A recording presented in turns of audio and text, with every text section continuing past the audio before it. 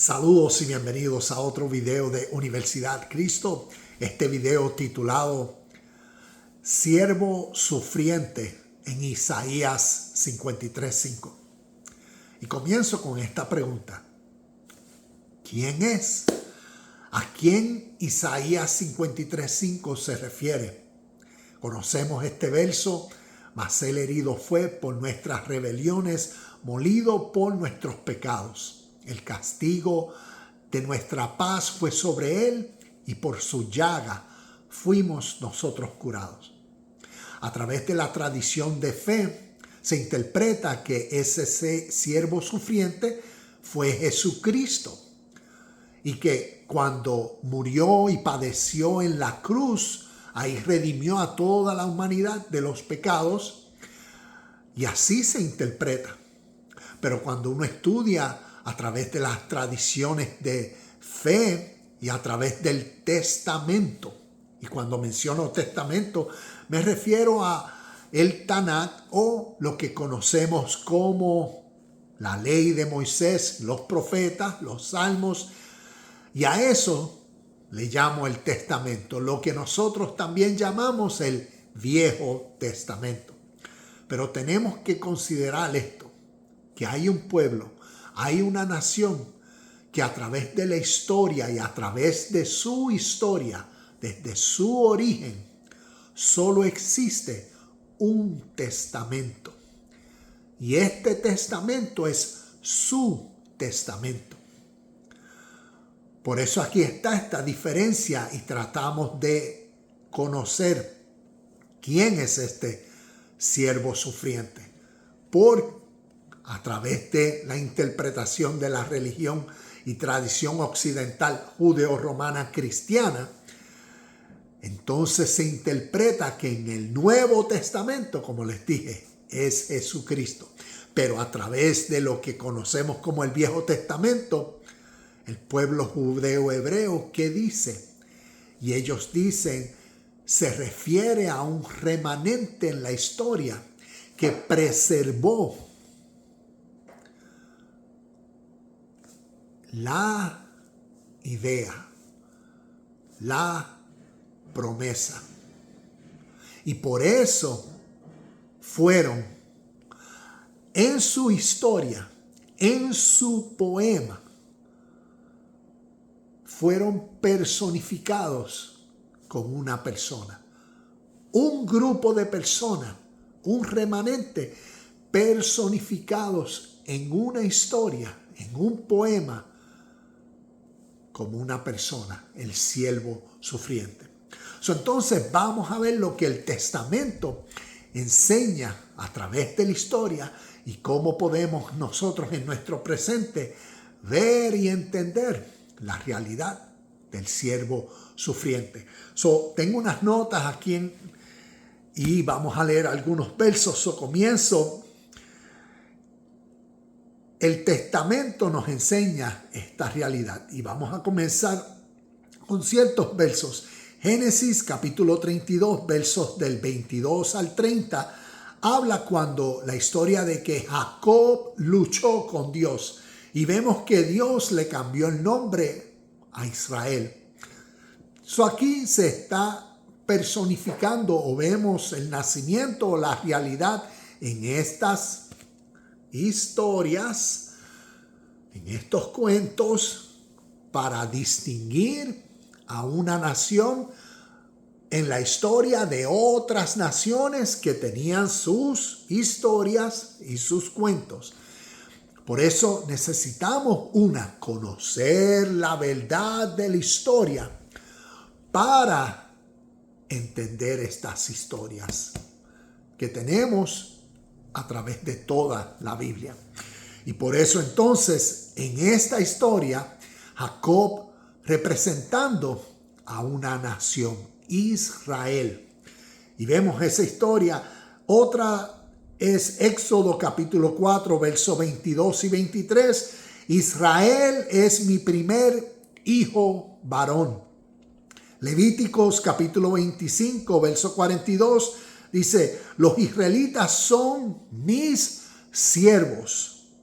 Primera de Samuel, capítulo 10, verso 1, nos dice: Israel es su posesión más preciada. Y de acuerdo a lo que nos enseña, es que a través de las enseñanzas, por eso Israel, Jacob, representa a la nación, a ese hijo varón primogénito del Dios de su literatura. Y por eso vemos su pacto, sus promesas con esta nación. Y vamos a ver el significado y el desarrollo entonces de esta nación en su proceso y progreso. Otro de los versos que considero significativo, y este lo voy a leer rapidito, se encuentra en Deuteronomio capítulo 26, versos del 5 al 9, y estos contienen una pequeña historia, y la llaman, es como decir, la historia del arameo errante. Y vamos a ver cómo en la historia, porque necesitamos recordar que en la tradición del pueblo, estas historias se llevarán de generación en generación. Y así naturalmente algo se preserva. Una idea se preserva cuando siempre es de generación en generación inculcada. Siempre la idea, siempre el progreso estará siempre presente. Entonces, en esta historia del arameo errante nos muestra de una forma breve cómo unas personas entonces forman parte de la tradición al incluirse. Y vamos a ver cómo esto sucede. El verso Deuteronomio capítulo 26, verso 5 en adelante dice: en la presencia del Señor, tu Dios, tendrás que decir: mi antepasado Jacob. Recordemos, Jacob representa a Israel, representa a la nación, representa al pueblo, el pueblo de las historias, el pueblo escogido por el Dios de la literatura, de los escribas a través de la historia. En estas historias nos dice: mi antepasado Jacob. Y es como decir, inclusive hasta el día de hoy, las tradiciones practican cuando en sus días de festejos reconocen y leen este verso, ahí viene la inclusión. Personas en el presente, entonces, cómo se incluyen en su historia y cómo forman parte de su historia. Y vuelvo, mi antepasado Jacob era un arameo errante que fue a vivir como un extranjero a Egipto. Su familia era poco numerosa cuando llegó, pero en Egipto creció hasta volverse una nación grande y poderosa. Cuando los egipcios nos oprimieron y nos humillaron al hacernos sus esclavos, nosotros clamamos al Señor, Dios de nuestros antepasados. Él oyó nuestro clamor y vio las privaciones, el trabajo pesado y la opresión que pasábamos. Y así el Señor nos sacó de Egipto con mano fuerte y brazo poderoso, con terror aplastante y con señales milagrosas y con maravillas. Nos trajo a este lugar y nos dio esta tierra donde fluye la leche y la miel. Cuando volvemos a esta historia del arameo errante, a través de la historia, entonces se conoce como el camino del héroe. Y eso representa el camino de la pobreza a las riquezas. El camino de la nada al todo. El camino de la esclavitud a la libertad. Y vemos y vamos a ver en la historia esa historia de este pueblo. para distinguirse de otras naciones, de otras historias que históricamente lo antecedieron. Y aquí vemos cómo estas historias han sido significativas en el progreso, no tan solo de esta nación y pueblo, pero hasta nuestro presente. Y vemos ese camino del héroe. Entonces continúo para nosotros entender el contexto de Isaías, capítulo 53, verso 5. Entonces necesitamos conocer el contexto de Isaías y ver cuántas veces anterior Isaías habló de algún siervo. Entonces eso nos ayudará a clarificar quién era el siervo sufriente de Isaías 53:5. Porque ahí es donde viene lo que a través de los estudios de las Escrituras, cuando uno hace una buena hermenéutica, hay dos puntos. Está el punto de la exégesis y un buen exégeta que practica una buena hermenéutica, que quiere entonces extraer del contexto original para entender basado a la relevancia de la audiencia, entender que esto posiblemente el texto que se está cuestionando o investigando quiso decir o cómo se interpretó originalmente en el contexto histórico. Uno mira el contexto del libro entero y por eso los capítulos, tanto que lo anteceden como los que van después, uno puede ver y entender porque clarifican. A través de entonces las tradiciones de fe, pues se puede practicar lo que se llama una exégesis, que es cuando se le impone al texto una nueva idea, una nueva interpretación, algo que originalmente el texto no quiso decir. Entonces vamos a ver, cuando uno lee versos como Isaías 41, versos 8 y 9, déjame leer, aunque sea ese, tengo una lista de algunos versos más. Isaías 41, 8 y 9. Estamos aquí en Isaías 30, 42, Isaías 41, 8 y 9 nos dice: pero en cuanto a ti, Israel, mi siervo, Jacob, a quien he escogido, descendiente de mi amigo Abraham, te he llamado desde los confines de la tierra, diciéndote: eres mi siervo, pues te he escogido. Vemos que de Isaías 41, 8 y 9, en Isaías 43, 10, en Isaías 44, 1, Isaías 44, 21, Isaías 45, 4, Isaías 48, 20, Isaías 49, verso 3, nos está hablando de que cada vez que menciona el siervo, se está refiriendo a Jacob, a Israel, como la nación, como el pueblo, como las personas. Y esto nos ayuda entonces a ir entendiendo en contexto. Vamos a ver a quién se refiere. Para los que interpretan que Isaías 53:5 habla de Jesús, entonces tenemos que mirar en contexto. Vamos a mirar el verso anterior. Entonces vamos a mirar Isaías 53:4. Y mira lo que nos dice. Isaías 53:4 dice: sin embargo, fueron nuestras debilidades las que él cargó, fueron nuestros dolores los que lo agobiaron.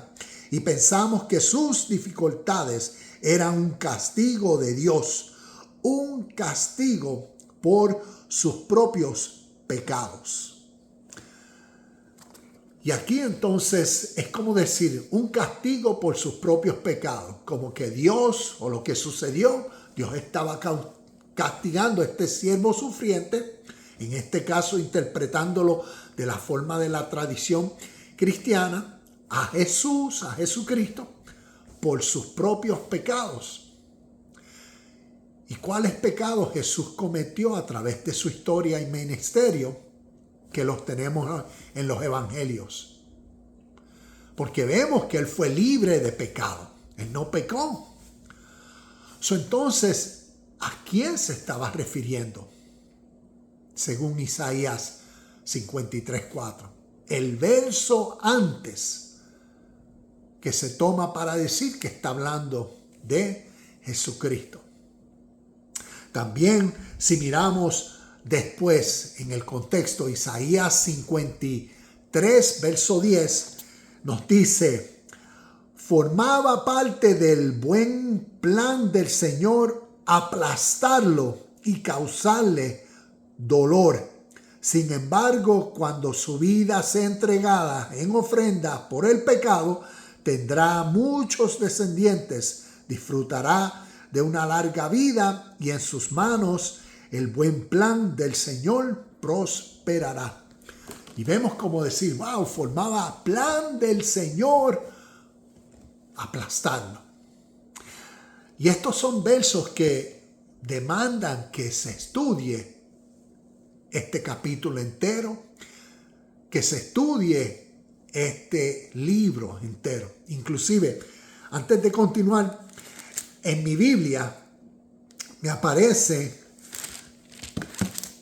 en el capítulo 52, verso 13. Para empezar el verso 13, en mi Biblia tiene un subtítulo y dice: el siervo sufriente del Señor.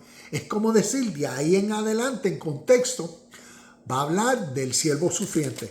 Cuando voy al capítulo 49, tiene un subtítulo arriba del capítulo 49 y dice: el siervo del Señor es encomendado. Cuando voy al capítulo 50, veo en el verso 3, me tiene un subtítulo y dice: el siervo obediente del Señor. Y entonces, pues, cuando uno ve, vamos en contexto viendo a quién se refiere: al siervo obediente, al siervo encomendado y acá al siervo sufriente.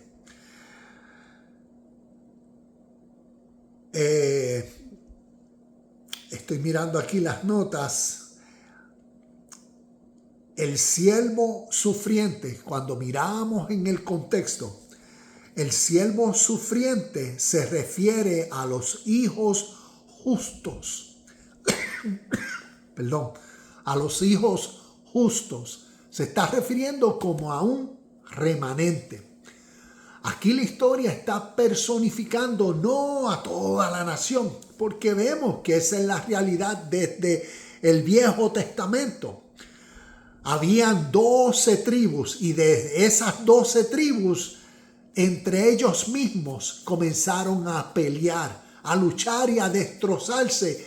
Parientes, familiares, 12 tribus, y de las 12, una porque su mentalidad, su espíritu, como lo vemos en Josué cuando decía: yo y mi casa serviremos a Jehová. Eran, como decir, los yahwistas, los pro a una idea, a una promesa, al cumplimiento de su historia. Y vemos que entre ellos mismos, naciones, habían otros que no, que fueron los que se fueron tras ídolos, los que se fueron y se prostituyeron, los que desobedecían a Yahweh su Dios. Y por eso vemos entre ellos mismos parientes como, y de las 12 tribus quedaron 2. Quedó Israel y Judá. Entonces, eso mismo es lo que acá en Isaías, en el libro del Isaías capítulo 53, pero en el libro entero de Isaías, nos está revelando una realidad, que este siervo sufriente se está refiriendo a un remanente, a un grupo de personas en la historia.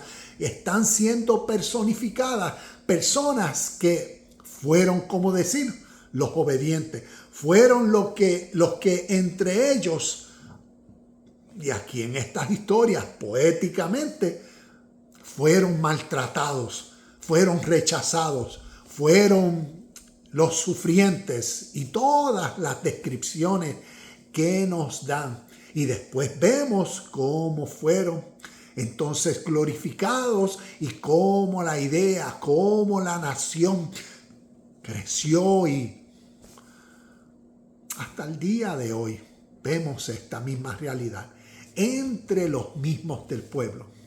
Vemos entre ellos mismos sus diferencias en sus creencias, pero vemos en nuestro presente también su gloria. Y por eso estas historias históricamente cuentan mucho más, que si las entendemos, si entendemos los símbolos, si entendemos el lenguaje figurativo, si entendemos y las leemos como cuentos y procuramos interpretar el significado de estos cuentos, historias para ellos, y no imponerle la interpretación de nuestras religiones a el testamento de estas personas. Porque ahí veo que causa nuestra incomprensión de la historia, nuestra falta de entendimiento de nuestro presente. Porque nuestra realidad de hoy nos está revelando unas verdades originadas en poemas en su testamento. Y continúo con algunas notas más. El siervo sufriente se refiere a los hijos justos, a un remanente fiel a las ideas para lograrlas como objetivo y así ser el Mesías siempre presente. La era mesiánica, los que representan a Jacob, Israel, el siervo sufriente. Para muchas personas, la era mesiánica o el Mesías es como decir, los judíos están esperando a su Mesías. Y no estamos entendiendo la historia. El pueblo, Jacob, Israel, siempre en su literatura y sus enseñanzas, siempre son el Mesías. Siempre son el ungido de Dios en su literatura. Siempre presente. Y más que desde el 1948. Entonces vino a ser reconocida Israel, restaurada como una nación. Y de ahí vemos lo significativo de la era mesiánica presente a través de las naciones, a través de las naciones, a través de los gentiles.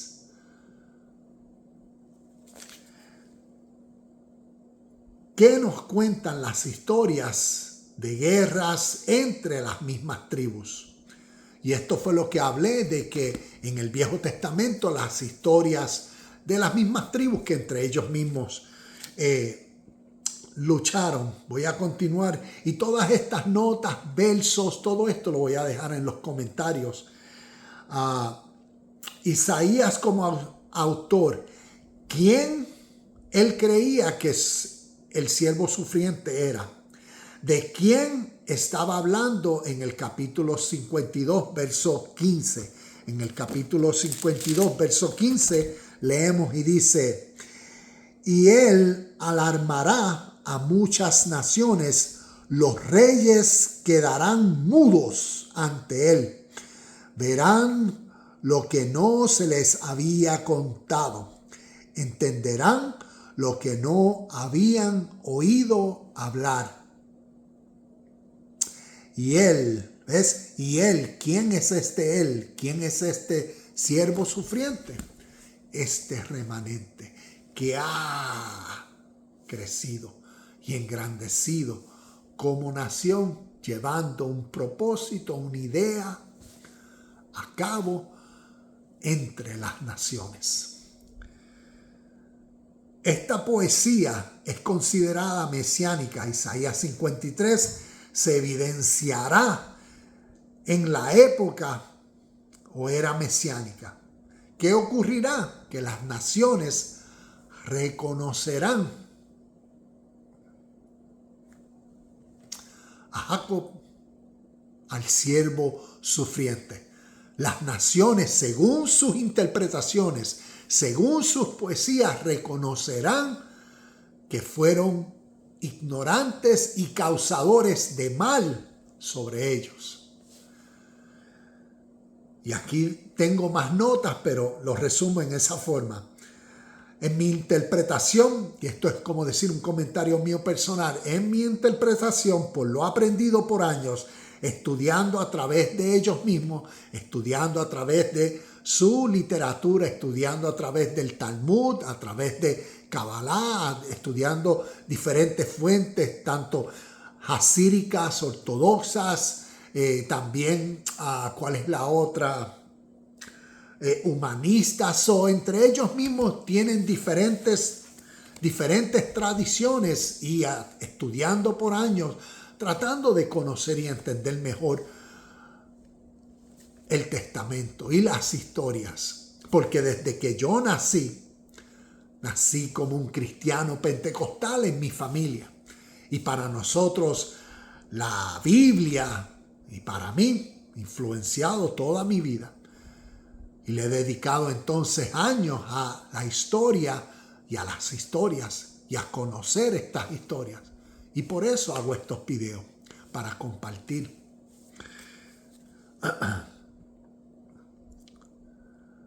Esta idea de superioridad mundial invisible es nuestra realidad actual, visible en nuestro presente.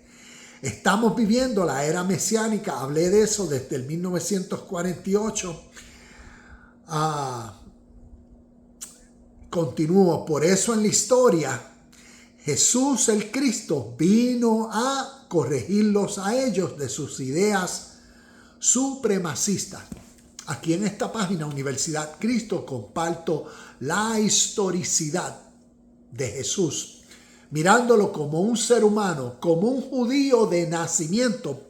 Y este judío de nacimiento en la historia fue instruido en su testamento, fue instruido en sus historias, fue instruido en el camino del héroe, en el camino de lo significativo de su pueblo, en sus tradiciones. Por eso el Dios de su literatura, sus pactos, sus promesas, su superioridad.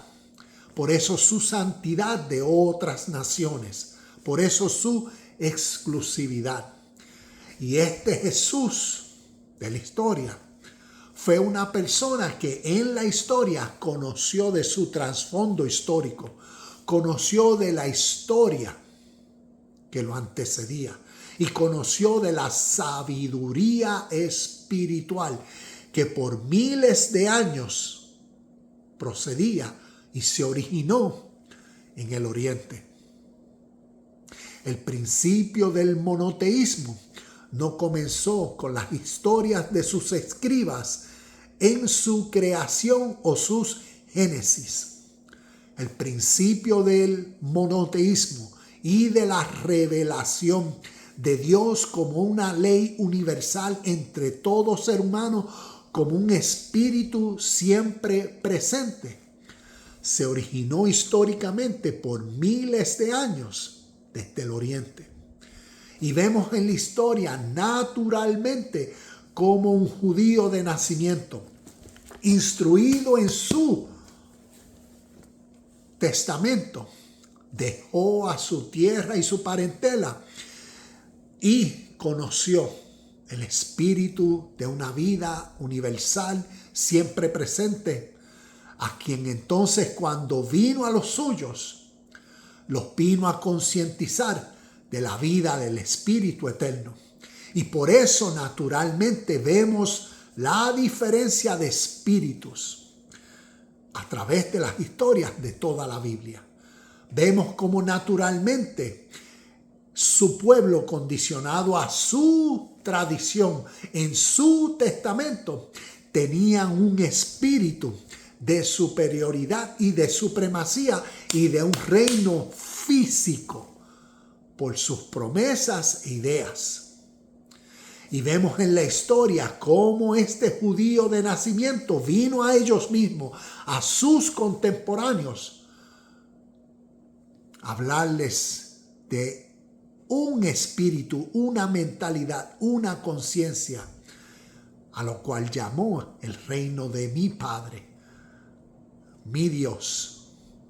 Esta ley de vida universal, la justicia, el amor, la hermandad entre todos los seres humanos, para reconocer y respetar, y por eso amar a los enemigos. Y por eso vemos en la historia tantos diferentes mandamientos y enseñanzas que Jesús a los suyos les decía, mas en su ley, mas en sus tradiciones se enseñó esto. Mas yo os digo esto, un nuevo mandamiento os doy. Y vemos esa realidad que provino de un judío de nacimiento que reconoció su historia y reconoció una razón por la cual vivir presente. Amor, paz, felicidad, hermandad, justicia, honestidad, sinceridad, respeto, no violencia, no mal, no nada que cause daño ni destrucción, ni nada por los bienes materiales, sino vino a imponer una realidad sobre ese deseo y ambición que los suyos tenían por bienes materiales. Vino a concientizarlos a las riquezas imperecederas espirituales. Y por eso vemos dos espíritus. Y por eso continúo. ¿Quiénes son los dueños de la...? Aquí dejo unas notas para no entrar, pero cuando miramos a través de nuestro presente, de nuestro contexto histórico ahora, acá en el siglo XXI, cuando miramos las historias de lo que llamamos como decía la historia, se me fue de la mente ahora, el siervo, no el siervo sufriente, pero el arameo errante. ¿Ves? Vemos esa historia hacia el crecimiento. Entonces miremos la realidad hasta nuestro presente. Las historias del Viejo Testamento, como nos dice, tú serás cabeza y no cola. Tú prestarás y no tomarás prestado. ¿A quién se les escribieron? ¿Y de quién provinieron esas ideas, conceptos, palabras? ¿Y cómo a través de la historia se pueden realizar y llevar a cabo? ¿Cómo vemos? A través de generación en generación, de generación en generación. Y por eso cuando hacemos estas preguntas hoy en nuestro presente, preguntas como ¿quiénes son los dueños de lo que hoy nosotros en nuestro contexto viene a ser la Reserva Federal? ¿Quiénes son los que prestan dinero a la nación, a las naciones y aquí en la nación de Estados Unidos? ¿Quiénes son los dueños de eso? Vemos que son familias independientes. Y cuando uno busca quiénes son estas familias, tienen que ver con la historia que estamos hablando. Cuando miramos en nuestro presente, ¿quiénes controlan? ¿Quiénes son las figuras más sobresalientes en nuestro contexto, en el mundo occidental, en estas áreas? ¿Quiénes son los que controlan directamente o por medios de corporaciones y compañías la educación, las religiones, la tecnología y la inteligencia artificial, los medios de comunicación, la medicina, la comida, los gobiernos, la policía, las fuerzas militares, el entretenimiento, la industria de las cosas que tienen que ver con la sexualidad, por no decir palabras para que no, la industria de la música, las artes, la ciencia espacial y más del 65% del mundo, de la Tierra actual. Cuando uno mira a través de la historia y vemos en nuestro presente quiénes son las personas sobresalientes, que a través de la televisión, a través de los celulares, podemos ver las noticias. Cuando celebran los Grammys, ¿quiénes son los que sobresalen? Los dueños de, de las cadenas de deportes y en todas las áreas. Podemos darnos cuenta de que estas historias, testamentos, nos están enseñando poéticamente a través de cuentos una realidad que ha evolucionado hasta nuestro presente a ser un cumplimiento. Un cumplimiento natural de la presencia del siervo sufriente. Nuevamente, el camino del héroe. Léelo de nuevo, Deuteronomio capítulo 26, versos del 5 al 9. La historia del arameo errante, de la nada a la gloria. Significativo. En nuestro presente, Isaías 49, 6 dice, él dice, harás algo más que devolverme al pueblo de Israel. Yo te haré luz para los gentiles y llevarás mi salvación a los confines de la tierra. ¿Qué representa ser luz para los gentiles?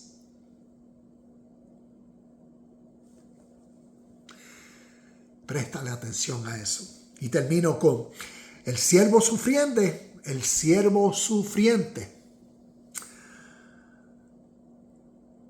haciendo sus cuentos realidad.